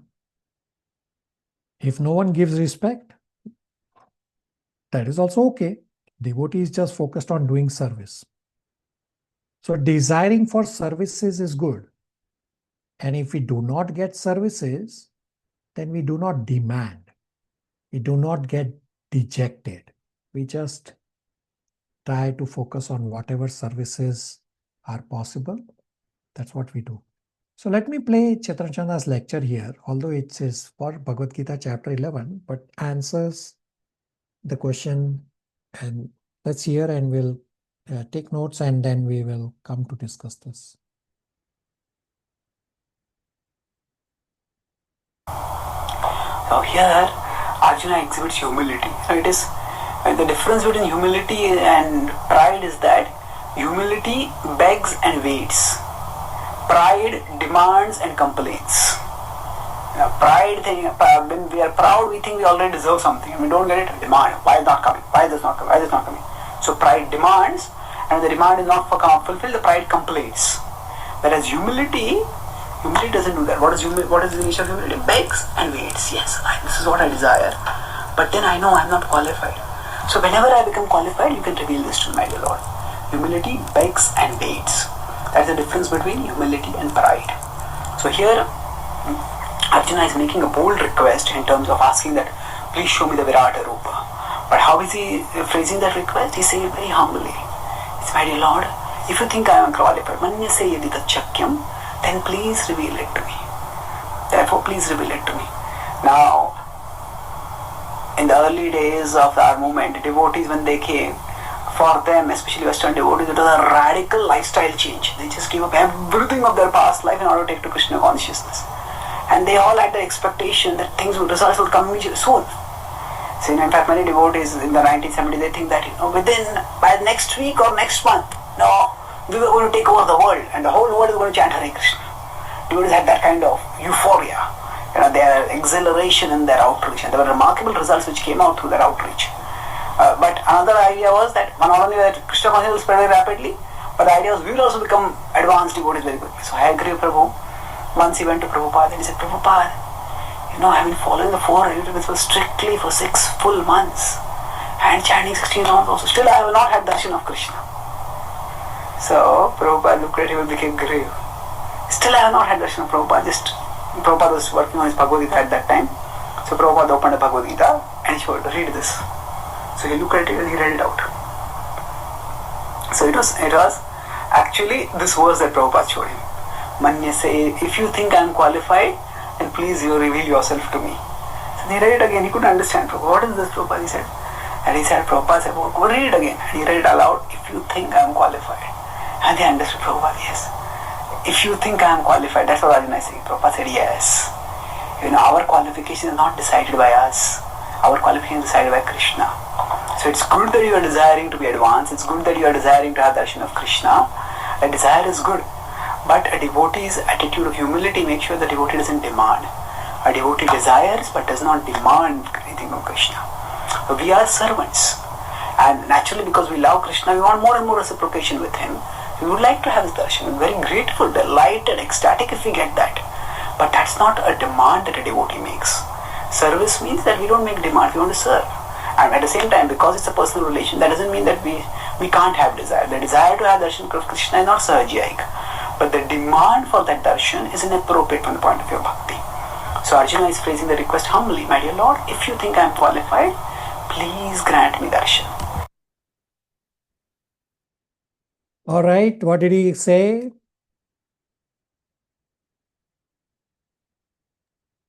Hare Krishna, we should only serve and we should not demand. Okay. What else?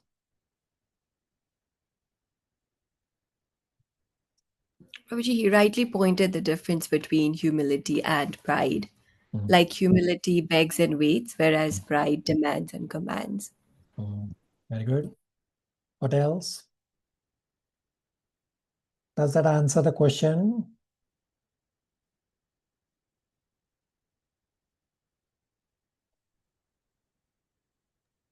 Yes, Prabhuji.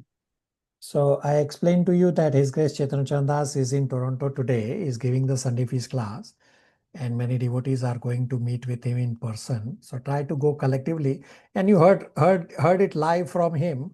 So you can explain. Oh, I remember this hearing, and it stick on me if it has stuck on you, and he'll be pleased. He already knows that how I play lecture extracts at our classes. So he's already pleased. He already knows. And go meet with him.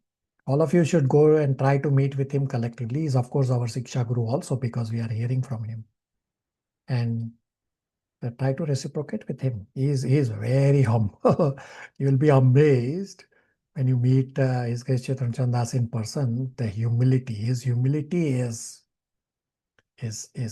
out of the world humility. All right. Question number 4.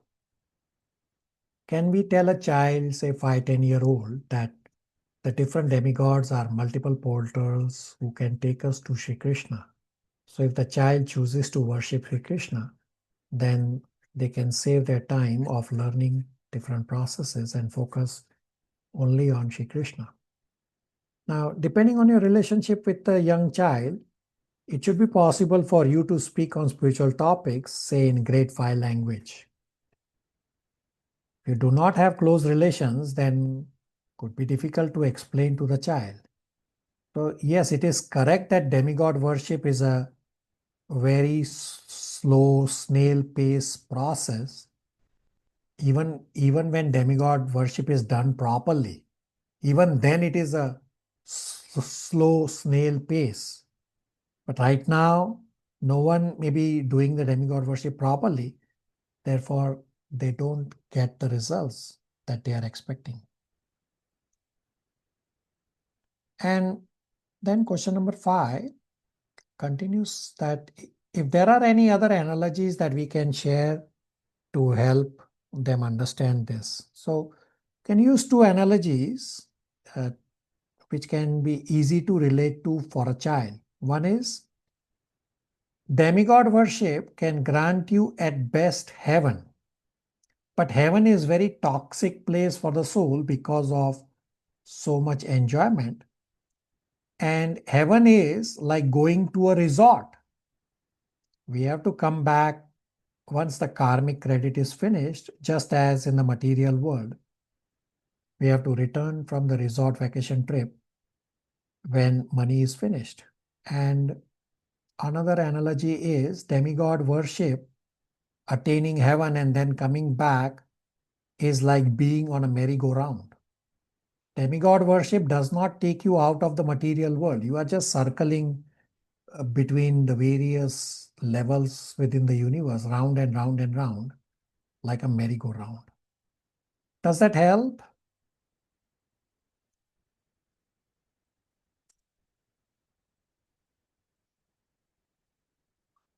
Question number 6. If we are not authorized to worship Krishna in his deity form, then what do ISKCON devotees have in their home temple? So we are actually allowed to worship Gopinath in his Archa Vigra deity form. It is just that the standards for serving Krishna in his Archa Vigra Gopinath form are very high standards and are very stringent. Therefore, to avoid offenses, it is easier to worship Gopinath in his picture form or just worship the Hare Krishna Mahamantra.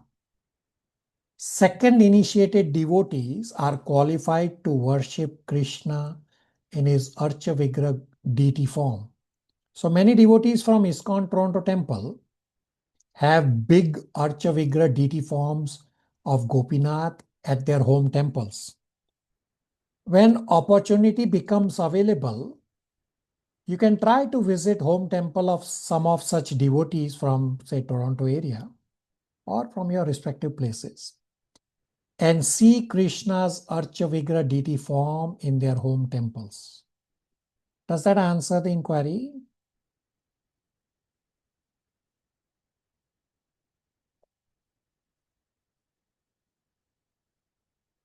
Question number 7. When we refer to Bible as authorized, can you kindly explain who is it authorized by? Is it really the word of God? So original Bible would be spoken by Jesus, and Jesus being Son of God is identical to being Word of God. It is just that the purports or the explanations are written by ordinary humans having 4 defects. Therefore, some of those explanations differ and even contradict. Original Bible is Word of God. Question number 8. If being born as humans is even better than being born as demigod because it is the best way to bhakti, then shouldn't Krishna's followers be the happiest in this material world? Why do we refer to it as a pit of misery? Meaning, why do we say material world is a place of misery? So yes, devotional service is supposed to be joyfully performed. It's explained in Bhagavad Gita 9.2 as well as should be 18.54-55, one of the verses plus minus. So just today morning at batch 3 and 4 Srimad Bhagavatam class, one devotee has actually mentioned this joy point under the striking point as part of the spiritual endeavor. So I will bring up from the morning Bhagavatam class this point, and you can read. So I have point number 20 highlighted in yellow, which we'll read, and of course point number 19 is also similar. So Dipanshu Prabhu, can you please read point number 20 highlighted from screen? Yes, Prabhuji. Kalyuga is called Iron Age, where unlimited series of miseries are there, which never ends like stealing, lying, lack of austerity, kindness, and much more. And only one solution is just simply go to ISKCON Toronto at 243 Avenue Road and find sublime ways for unlimited happiness.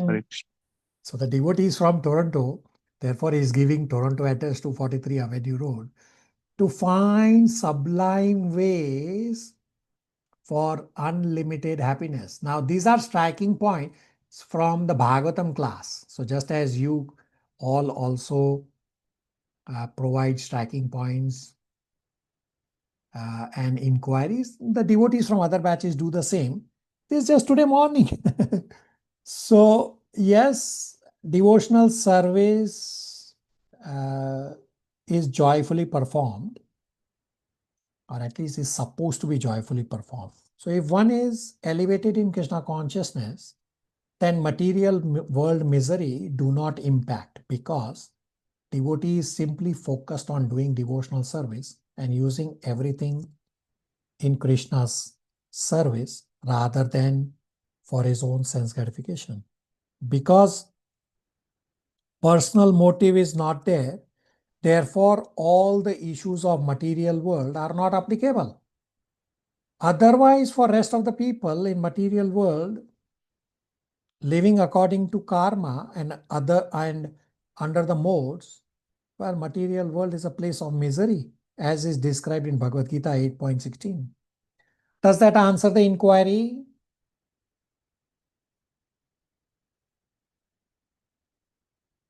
All right, last question for today, as well as last question for all the pending questions. I think I have answered everything with this last question. Last question, number 9. How do the markings on the body signify a temple of Lord Vishnu. Does the tilak on the forehead represent the lotus feet of the Lord? So when you apply tilak, together you chant a relevant mantra to invite the Lord to occupy that place. So just as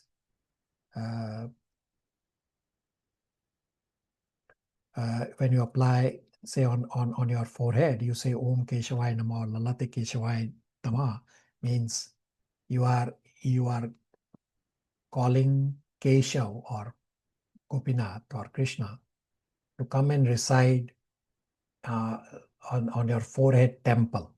So the tilak on the forehead is a temple. So the two lines. So when you make that U style tilak, the two lines in between the two lines is where Lord comes and resides. Therefore, you clean the in between the two lines, and that is your temple where Lord is residing. And below the U mark of your tilak on your forehead, we put the mark of Tulsi Maharani, that we are offering Tulsi Maharani at Lord's lotus feet. So yes, the Lord is residing, and at his lotus feet, we also offer Tulsi Maharani. So it's not just lotus feet that are there, it's the whole Lord sitting on your forehead in the example that I've described. Does that answer the inquiry? So that the U sign does not mean is a lotus feet? The U sign is not the lotus feet. The U sign is like the wall of your temple. Just as you have 4 walls in any room or in your home. I heard somewhere it says like a lotus feet of the Krishna or something like that. The lotus feet is there, that Krishna is residing or sitting on your forehead. So he has his lotus feet, right? And therefore you offer Tulsi Maharani also on the lotus feet. So it's not just lotus feet. The whole Gopinath is sitting there. Okay, thank you. All right. We're just about at 11:30. Let me give you striking points. So you have 3 slides. This is slide number 1.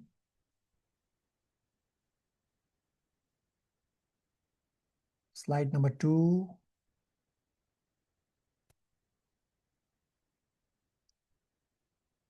And slide number 3. I think I have answered all questions that were submitted. If anything is left, you can please let me know again or submit your questions again. Or let me know if anything is not answered.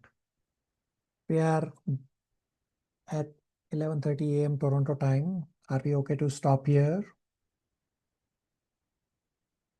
Hare Krishna. Hare Krishna. Thank you. Hare Krishna. Thank you, Prabhuji. Hare Krishna, Prabhu. Thank you.